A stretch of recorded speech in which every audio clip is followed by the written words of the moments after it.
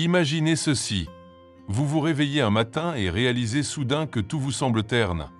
Les rires qui vous charmaient hier sonnent creux aujourd'hui. Les passions qui embrasaient votre âme ne sont plus que cendres froides. Même les étoiles dans le ciel ont perdu leur éclat. Comment est-ce possible? Comment la vie peut-elle devenir un désert émotionnel? Carl Jung observait une vérité troublante. Quand l'ennui devient chronique, ce n'est pas un manque de divertissement. C'est un cri étouffé de votre âme. Un signal urgent que quelque chose en vous réclame une transformation radicale. Ignorez-le et vous deviendrez un spectre marchand parmi les vivants. Pensez Y sérieusement. Pourquoi les plaisirs superficiels vous laissent-ils vides? Parce que votre moi authentique étouffe sous le masque social. Jung nommait cela la persona, ce faux semblant poli que vous montrez au monde. Mais derrière lui, votre essence vraie pleure dans l'ombre. Affamé de sens, assoiffé de vérité. Chaque minute où vous fuyez ce vide intérieur, vous trahissez votre destinée. La société vous murmure de consommer plus, de courir plus vite. Mais Jung savait, cette course est un cercle vicieux. Plus vous accumulez de distractions, plus votre âme s'appauvrit. Vous devenez comme un arbre coupé de ses racines. Magnifique en apparence, mort à l'intérieur. Maintenant, respirez profondément.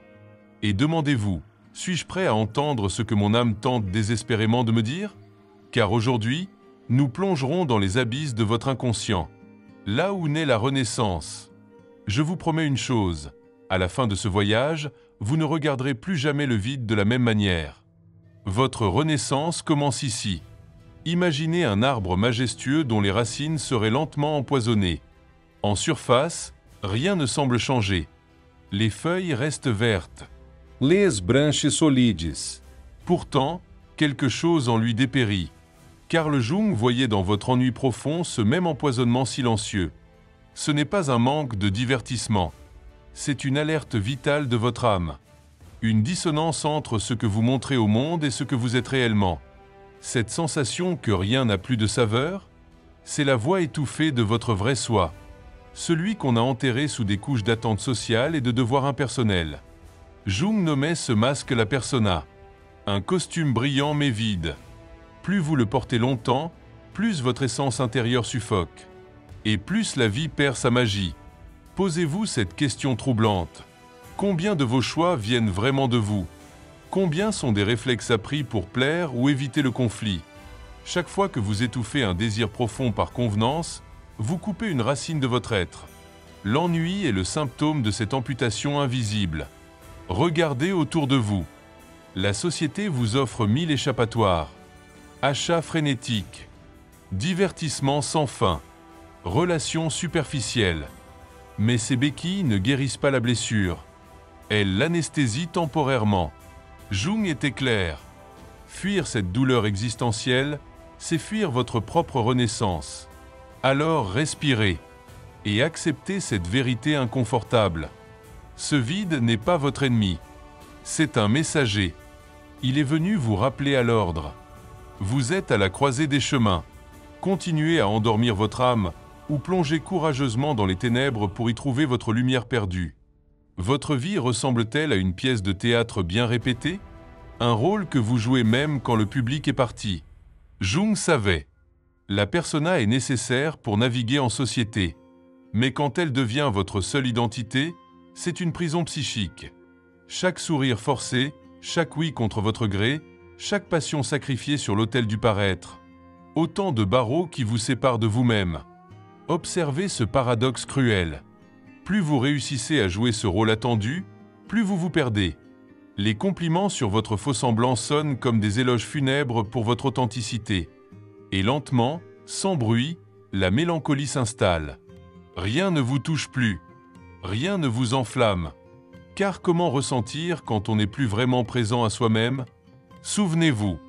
Enfant, vous saviez spontanément ce qui vous émerveillait.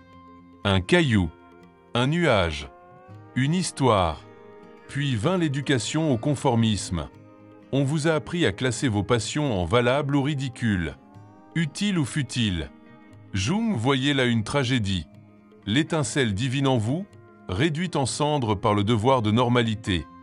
Cette fatigue qui vous colle, ce n'est pas celle du corps. C'est celle de l'âme épuisée à porter un masque trop lourd. Chaque fois que vous réprimez une partie de vous pour être acceptable, vous commettez une petite trahison intérieure. L'ennui est le poids de toutes ces trahisons accumulées. Mais voici l'espoir. La prison a une clé. Elle est en vous. Jung disait, « La première étape vers la liberté est de reconnaître vos murs invisibles, de voir la persona non comme vous, mais comme un costume. Et un costume, cela se retire. Sous le masque social d'or, un continent interdit. Jung l'appelait l'ombre. Tout ce que vous avez renié en vous par peur ou honte. Vos colères refoulées. Vos désirs jugés inavouables. Vos talents abandonnés. Cette ombre n'est pas votre ennemi. Elle est le sol fertile de votre vrai potentiel. Et votre ennui, c'est la soif de cette terre assoiffée d'authenticité. Imaginez un jardin sauvage derrière un mur haut. Votre conscience en est le jardinier méticuleux. Elle arrache les herbes folles, taille les branches rebelles. Tout doit être ordonné, présentable. Mais derrière le mur, dans l'ombre, poussent des fleurs rares aux couleurs électriques, des fruits aux saveurs inconnues. Votre vitalité est là, emmurée vivante. Pourquoi cette peur de l'ombre?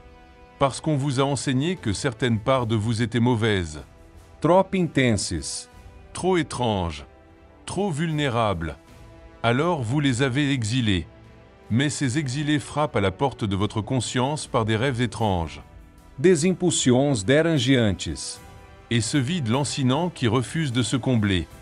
Jung offrait une vision radicale. L'ombre n'est pas un dépotoir psychique. C'est un coffre au trésor. Vos par renier détiennent précisément ce qui manque à votre vie. Passion. Créativité. Émerveillement. Le sentiment que rien n'est amusant vient de ce refus d'accueillir votre totalité. Alors osez poser la main sur ce mur intérieur. Une brique après l'autre. Sans violence. Avec curiosité. Car ce que vous appelez vide est en réalité un appel au sauvetage. Votre âme vous supplie de libérer ses captives. Jung nommait individuation ce voyage sacré vers soi-même. Non pas devenir égoïste, mais devenir entier. Intégrer le masque et l'ombre, la lumière et les ténèbres. Ce processus est votre antidote au vide existentiel. Car la plénitude naît de l'union des contraires en vous. Imaginez un lac. En surface, des vagues agitées. Votre conscience quotidienne, ballottée par les attentes et les doutes. Plus profond, des courants froids. Vos peurs enfouies. Votre ombre. Mais au fond, immuable, une eau calme et cristalline. Le soi. Votre noyau sacré, intouché par les drames de surface. Votre ennui est une boussole pointant vers ce centre oublié. Comment entamer cette descente salvatrice?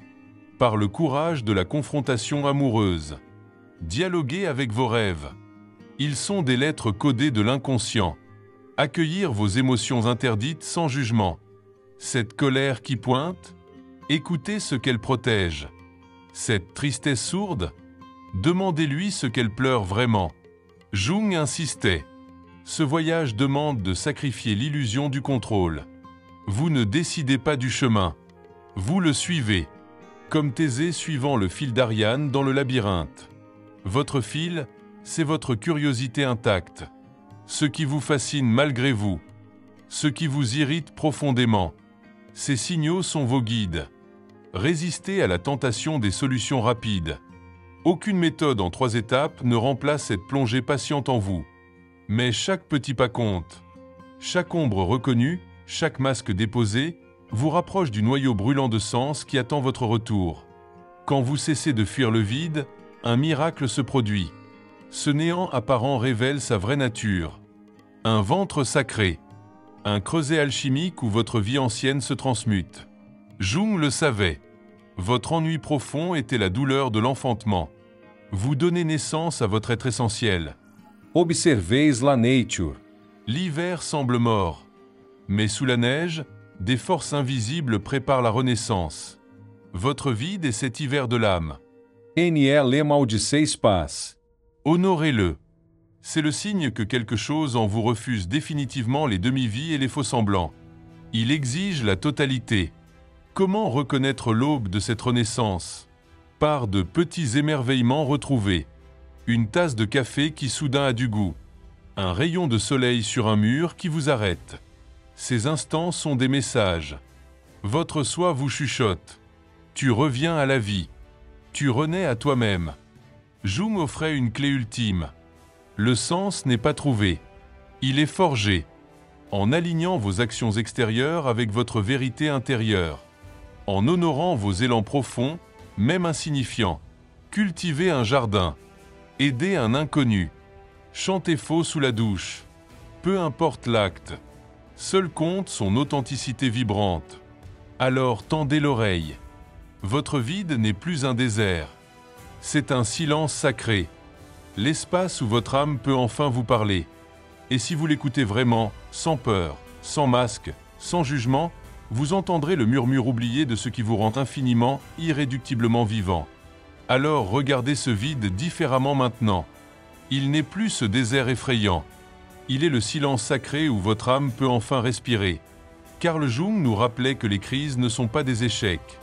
Ce sont des naissances déguisées. Votre ennui profond, c'est l'enfantement douloureux de votre être authentique. Chaque sensation de futilité était en réalité un appel. Un appel à déposer vos armures, à cesser de jouer ce rôle qui étouffe votre essence. Cette lassitude qui vous habite, c'est la fatigue du combattant qui a trop longtemps mené une guerre contre lui-même. Il est temps de poser les armes, d'accueillir toutes les parts de vous. Imaginez une graine sous la terre hivernale. Elle semble morte, inerte. Pourtant en elle palpite déjà la forêt entière qu'elle deviendra. Votre vide est cette terre froide et fertile. Ne le fuyez plus. Honorez-le comme le creuset où votre nouvelle vie se forge. Dans l'obscurité apparente germe déjà votre renaissance. Jung nous offrait cette vérité ultime. Le sens ne se trouve pas au sommet des montagnes. Il naît dans les grottes profondes de votre intimité. Quand vous cessez de chercher dehors ce qui ne vit qu'en vous. Ce qui vous attend au fond de l'abîme n'est pas la fin. C'est le commencement vrai. Alors tendez la main vers votre ombre. Regardez votre masque avec tendresse. Ces prisonniers et ces geôliers sont vos alliés. Ils vous ont conduit jusqu'ici, à ce seuil, à cette porte vers vous-même. Maintenant, respirez et franchissez-la, car derrière elle bat la vie que vous attendiez sans oser y croire. Si ces mots ont résonné en vous, laissez-les vivre au-delà de cet écran. Un like si vous sentez qu'une part de vous s'est reconnue dans ce voyage. Partagez ce message si vous croyez qu'il pourrait éclairer d'autres chercheurs de sens. Abonnez-vous pour continuer ensemble cette plongée aux racines de l'être. Car chaque pas vers soi mérite d'être partagé. Votre renaissance est notre ultime révolution. Merci d'exister. Vraiment.